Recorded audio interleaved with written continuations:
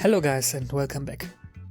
Last week we looked at Das Werk's new Jagdpanther in 1-35 from the Super Blitz series, and now we're building it. So let's get started without any further delay. As usual, we'll start with the lower hull and the running gear. Since all the swing arms are already attached, we'll make quick progress here. These are parts of the transmission, where the drive sprocket will be attached later. I cut them out of the sprue with my sprue cutters and then clean them with a hobby knife and sanding sticks. This part slides right in here, and the previous part now fits exactly in position. There's still a small damper missing on both sides at the front, which we can now attach. The idler wheel consists of several parts, which we should first thoroughly clean of seams and ejector marks with sandpaper. Now we place the three parts on top of each other. Tamiya's extra thin glue is ideal for this, as it easily flows into these small gaps.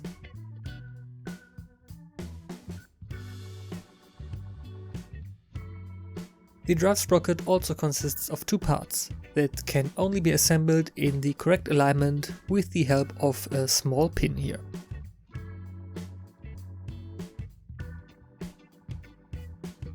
It is very important to note that the right and left wheels are different. These small pins here are there to precisely align the track teeth and therefore must be at the top. Another pin inside the wheel ensures correct rotation on the vehicle, but only if the right wheel is mounted on the right side and the left on the left side.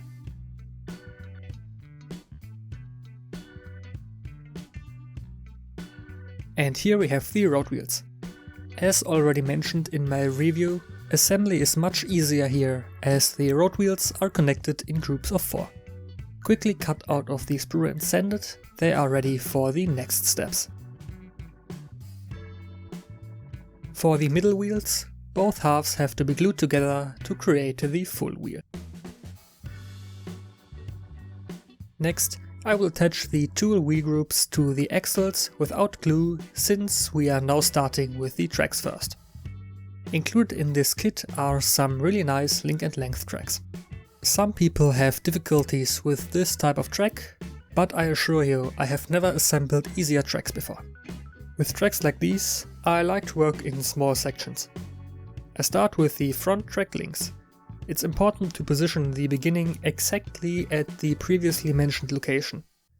To make it easier to locate the whole thing later, I made a small mark on the track itself and on the wheel. Now I begin gluing the links together, according to the instructions. The track will remain flexible for a while, so I can do this step while laying it flat on the table.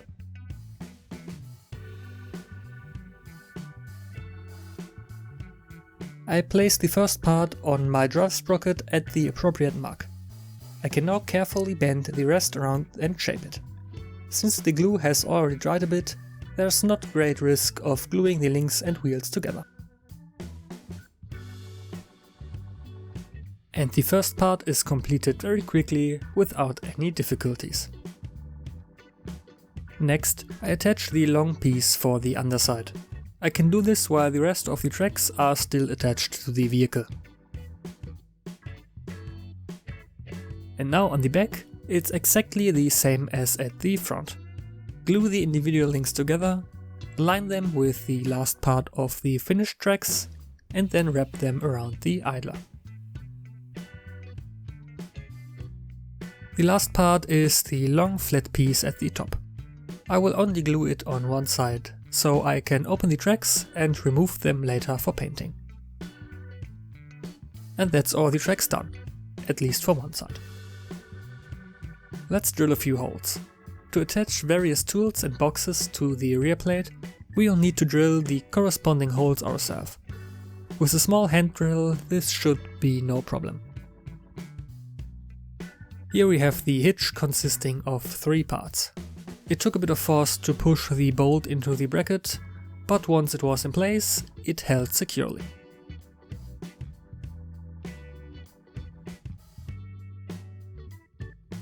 Next we can attach the tools and towing equipment.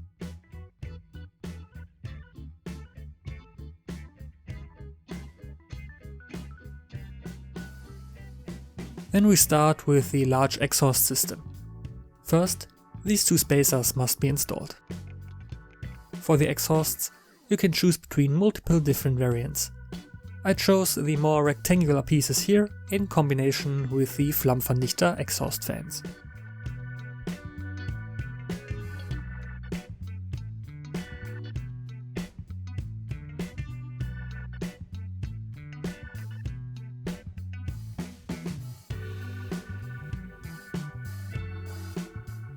What I found a bit funny was the assembly of the tank jack. The Super Blitz Series advertises fewer parts for faster assembly, but the jack still requires 7 individual parts. At least it looks very nice when done.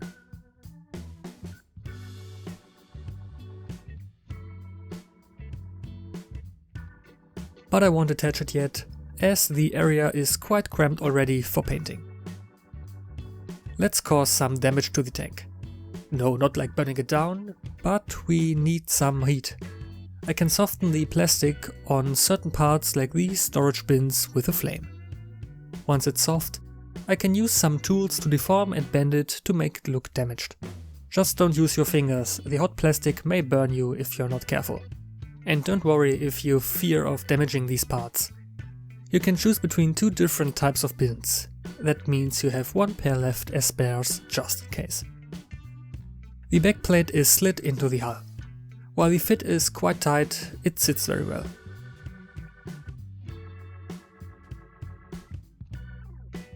The panel must rest on this small step in the lower hull. The position of these 2 plates was a bit vague and odd in the instructions. However, I compared it with another Jagdpanther kit, and that's exactly how these 2 plates should look and protrude. Now I can also attach the previously damaged bins.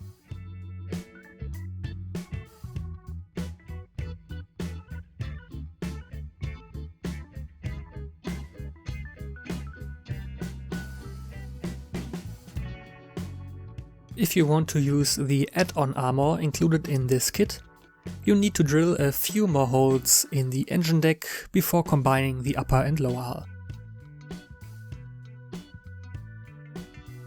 You also need to attach the 2 periscopes to the Superstructure roof.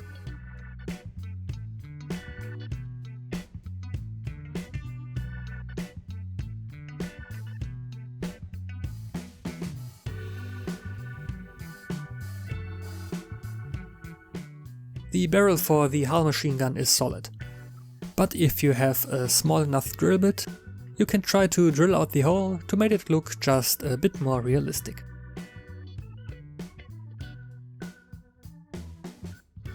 The MG port can be placed onto the hull right here. Now it's time for the bigger gun. We begin by adding a few pieces inside the mantlet. You don't get any kind of breech or anything for the inside. Just some technical pieces to make the gun move up and down and traverse horizontally. And if there's one thing I really don't like about this kit, it's these parts. The fit is just way too tight. And once you've finally put it all together, there should actually be some room to move the gun, but there's hardly any. But don't worry, it gets worse. The entire movement of the gun relies on this small part, which must be glued. If you try to move the barrel into the desired position for a diorama with too much force, the entire structure could simply break off.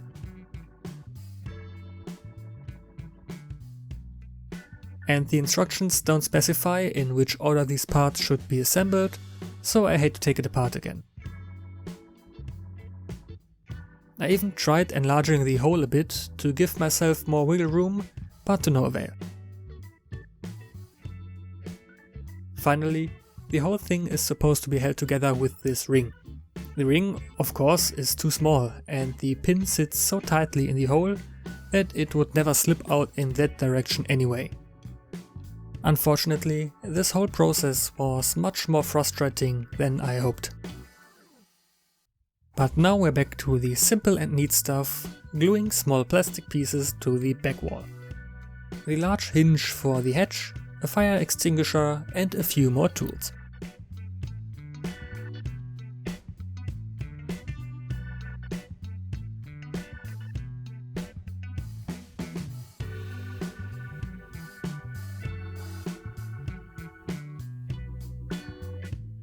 The back panel fits very well into the superstructure. I recommend sliding it under the roof edge from below and then pressing it in until it clicks. After that, it will fit without any gaps. For some very small parts, it's easier to attach them to a piece of poster tack and then work on them.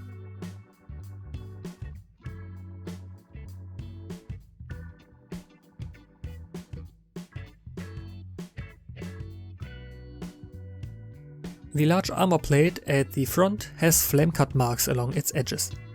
To make these more prominent, I scratched many small cuts into the surface with my knife. Then I smoothed the whole thing out again with a bit of Tamiya glue. What would a heavy tank be without steel texture? Most of you probably already know how to create these textures, so I will give you just a brief summary of how I go about it. First, I spread the putty over the large armor plates with a brush. By dabbing the brush, I can create an irregular texture. I will leave the places where I need to attach details later blank. Now I let everything dry.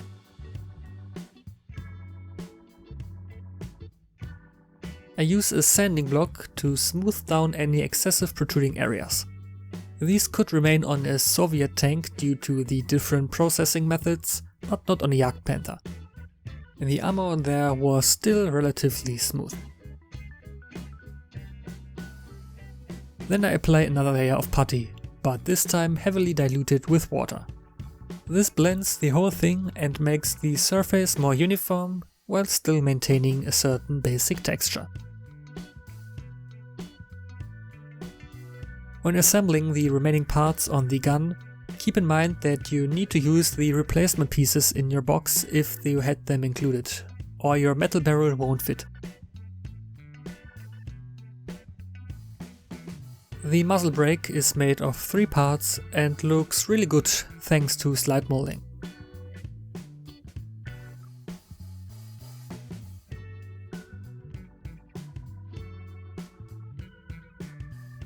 When attaching it to the barrel, keep in mind that plastic cement won't work here.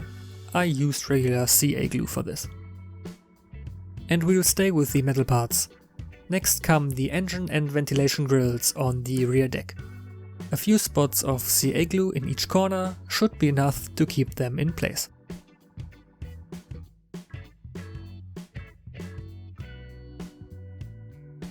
The right side has some additional covers over 2 of them.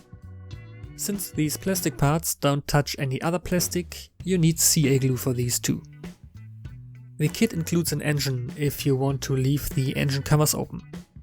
With the plans I have for this kit, I don't need to have them open, so I can simply glue the engine block on and then close the hatch.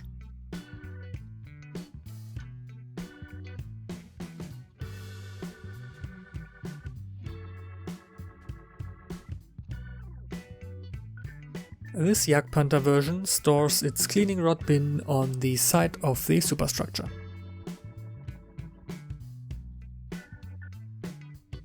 I can also glue the gun mantlet in place now.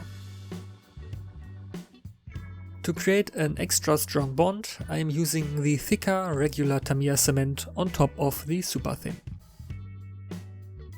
And the upper and lower hull can be combined. At the front you have 2 locator pins to ensure the correct placement. I needed to bend out both front fenders a bit to let them slide down into the correct position.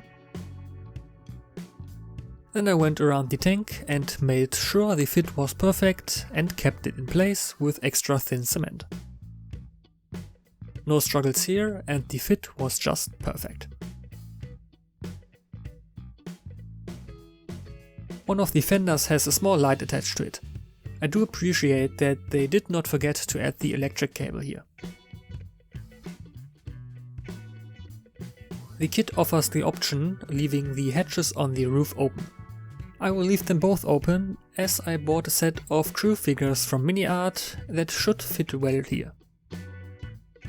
I'm keeping the assembly of the figures short. The figures require a bit more work to clean, but they look very nice afterwards. Here are the two that fit the best into the hatches.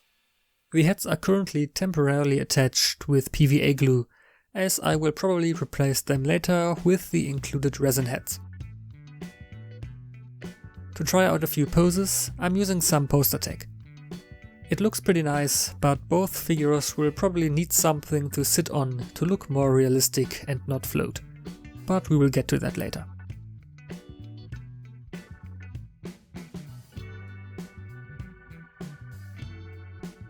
To fit the copper cable into the towing eyes better, I drill out the holes a bit more. Then the cable is secured with superglue. How about some tiny little photo etched hooks to keep one of the towing cables in place?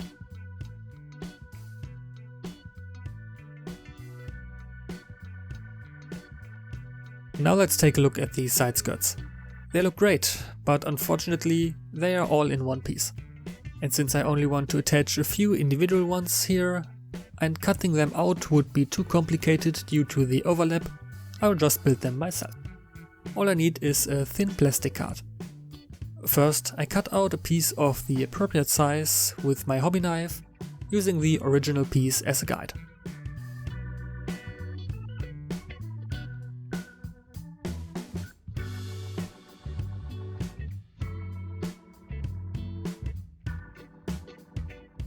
Then I mark and cut out the two holes using the distance on the included side skirts. To give the whole thing a very fine texture, I will soften the surface with Tamiya glue and then stipple it with an old broken brush.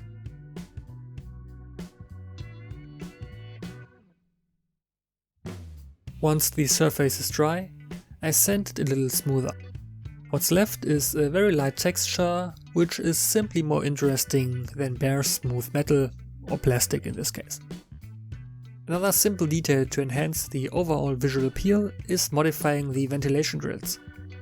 Using a paintbrush handle, I carefully press the grills into the holes, creating more depth.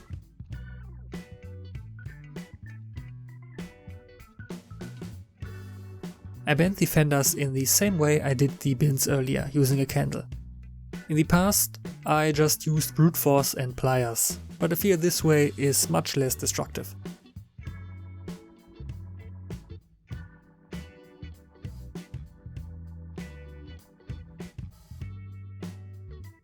On the rear, there's additional armor plating over the vents. These plates are attached using racks and hinges. I want to add some handles to the superstructure for possible future storage items. To ensure they are aligned, I'm making a few markings.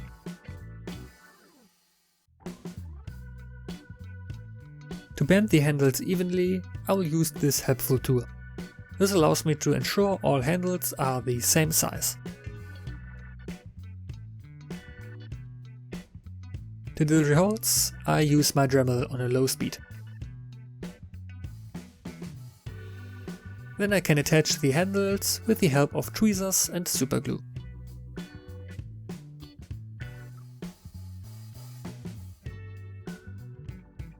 Some Jagdpanthers had an additional bolt for the tow rope at the rear of the superstructure. I found two small parts in my bits box that allow me to roughly recreate this bolt. Now I need some green stuff for a few tabs. For those unfamiliar with this product, it's a 2-component putty that is usable once it's a uniform green color. Since this stuff is incredibly sticky, I recommend sprinkling the work surface with plenty of talcum powder. Then I can roll it out thinly with an acrylic roller and cut it to size with a knife. Now I fold the blanket slightly until I have a makeshift seat cushion for the crew. I then hang this in the open hatch. Now I can place the figure into the hatch and carefully press it into the green stuff. This looks much more realistic than a figure half floating above the hatch. I now do the same thing for the second figure. Since I don't want to waste the excess green stuff, I roll it up or form small bags and place them on the tank. I don't know yet which ones I will actually use later, but this way I have more options and I don't have to throw anything away.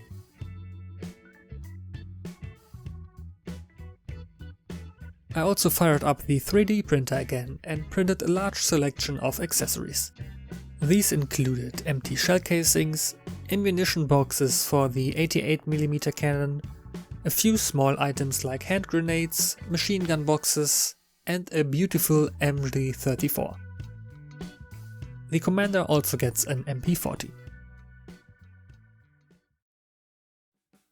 And that's it for this episode.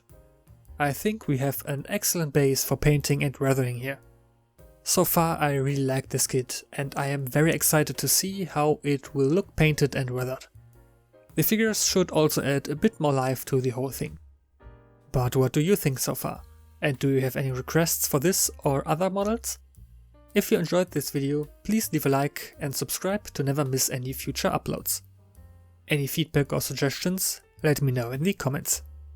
Thank you all for watching and see you next time.